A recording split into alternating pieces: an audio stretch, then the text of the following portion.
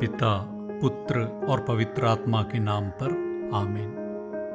Romeo के नाम संत पौलुस का पत्र 5वां अध्याय 12वां वाक्य।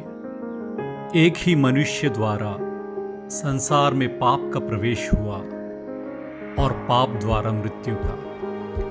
इस प्रकार मृत्यु सब मनुष्यों में फैल गई, क्योंकि सब पापी हैं। यीशु मसीह में प्यारे भाइयों और बहनों, उत्पत्ति ग्रंथ पहले अध्याय के 27वें वाक्य में हम देखते हैं कि ईश्वर ने मनुष्य को अपने सदृश बनाया, अपने प्रतिरूप में बनाया। और उत्पत्ति के ग्रंथ पहले 3 अध्याय में हम देख सकते हैं कि पहला इंसान ईश्वर के कितने करीब था।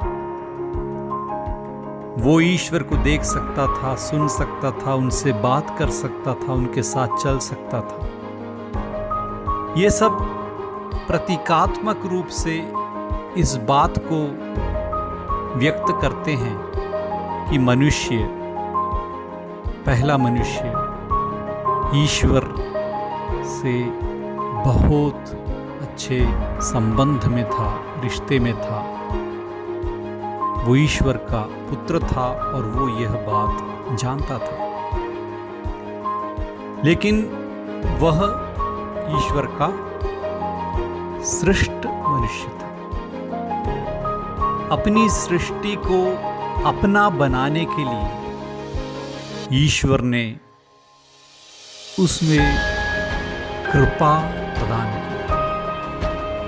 क्या है कृपा? पवित्र आत्मा जब इंसान के आत्मा में आकर बसता है, उसे ही कृपा कहते हैं। तो इसका अर्थ यह है कि आदम और हव्वा की सृष्टि के बाद उन्होंने पवित्र आत्मा को भी स्वीकार किया ताकि वो ईश्वर के पुत्र और पुत्री बन जाएं।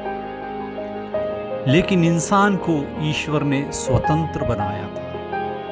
स्वतंत्रता का अर्थ यह है कि मैं खुद चुन सकता हूं मुझे क्या करना है। क्या मुझे ईश्वर पर विश्वास करना है, उन्हें प्यार करना है, उनकी आज्ञा का पालन करना है, या उसके विरुद्ध जाकर पाप करना है। यह मेरी स्वतंत्रता है। लेकिन आदम और हव्वा ने पाप किया। ईश्वर को ना चुनते हुए शैतान के बहकावे में आकर उन्होंने पाप किया। उन्होंने आज्ञा का उल्लंघन किया और उन्होंने अपना अविश्वास और अपना अधूरा प्रेम व्यक्त किया। ये आदम और हव्वा का पहला पाप था, जिसकी वजह से वे ईश्वर से दूर हो गए और उन्होंने आत्मा में बसने वाली कृपा को खो दिया। अब वे अदन वाटिका में, स्वर्ग में नहीं बस सकते थे, क्योंकि बिना पवित्र आत्मा के, बिना कृपा के ईश्वर से हमारा रिश्ता कायम नहीं रह पाता। इस अवस्था को ही मूल पाप या पैतृक पाप कहते हैं। क्योंकि हम सब एक ही माता पिता की संतान हैं, आदम और हव्वा की संतान हैं। इसीलिए पैदा होने वाला हर एक मनुष्य बिना पवित्र आत्मा के या बिना ईश्वर की कृपा के पैदा होता है। इस अवस्था को ही हम ओरिजिनल सिन या मूल पाप या पैतृक पाप कहते हैं, क्योंकि यह हमें अपने माता पिता के बच्चे होने की वजह से मिला है।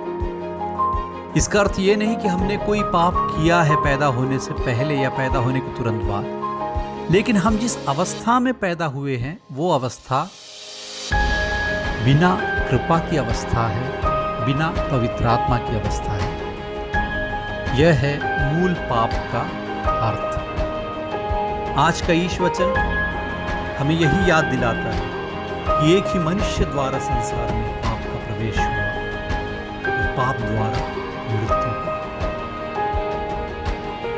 हमें इस अवस्था से बचाने के लिए ही ईश्वर ने अपने इकलौते पुत्र को इस भूमि पर भेजा और वे अपने दुख भोग मृत्यु और पुनरुत्थान द्वारा मनुष्य को पवित्र करने में, शुद्ध करने में कामयाब हुए, ताकि हम पवित्र आत्मा को स्वीकार करके ईश्वर की संतान बन सके। यह है पेंतेकोस्त के दिन पवित्र आत्मा के आगमन का अर्थ। आए हम इस विषय पर ध्यान करें और पवित्र आत्मा के आगमन की तैयारी करें। आमीन।